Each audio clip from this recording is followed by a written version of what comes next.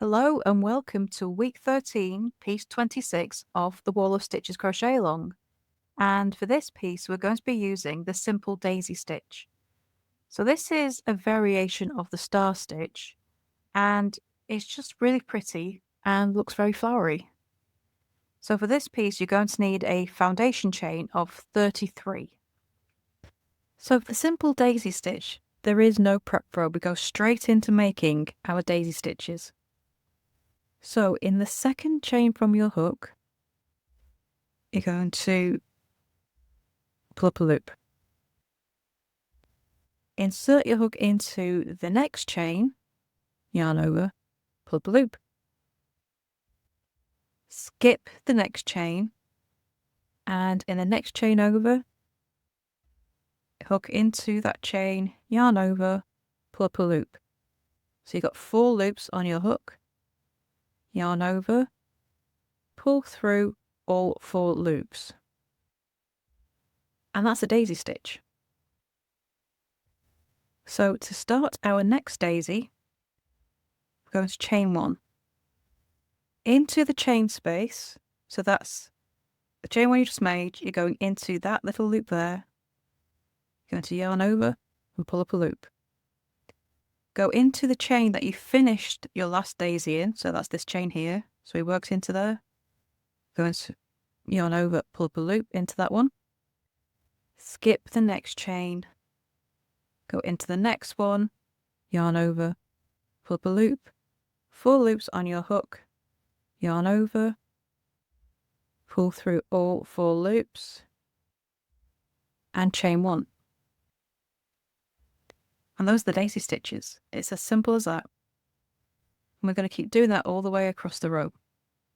So insert your hook into that chain 1 space, yarn over, pull up a loop, into the same chain that was last worked in, yarn over, pull up a loop, skip the next chain, insert your hook into the next chain, yarn over, pull up a loop, 4 loops on your hook, yarn over, pull through all 4 loops, chain 1, and you repeat that all the way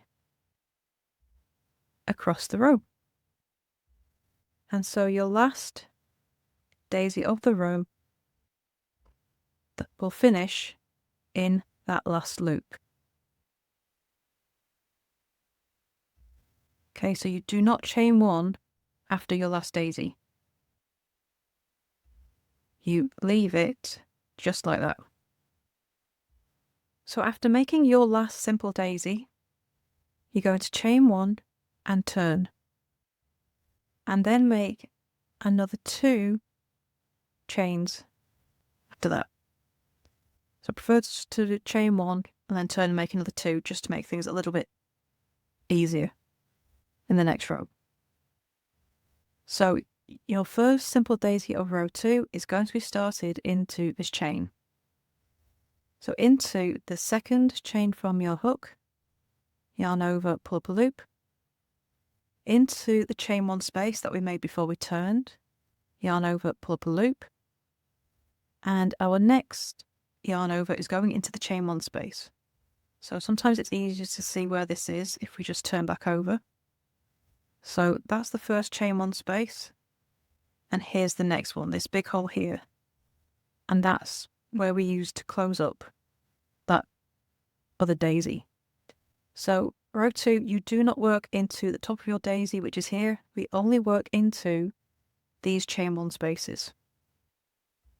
So I'm going to turn back over into that space, yarn over, pull up a loop, 4 loops on your hook, same as before, yarn over, pull through all 4 loops, chain 1. Insert your hook into that chain 1 space, pull up your first loop, into the same chain space that we finished working into, yarn over, pull up a loop, skip to the next chain 1 space, yarn over, pull up a loop, 4 loops on your hook, yarn over, pull through all 4, chain 1, and you carry on that repeat all the way across your row. So we're only working into the chain 1 spaces. Okay. And then your final daisy of the row, you make the same, back up the same way, but your final daisy is going to finish in 3rd chain of the turning chain that we made initially.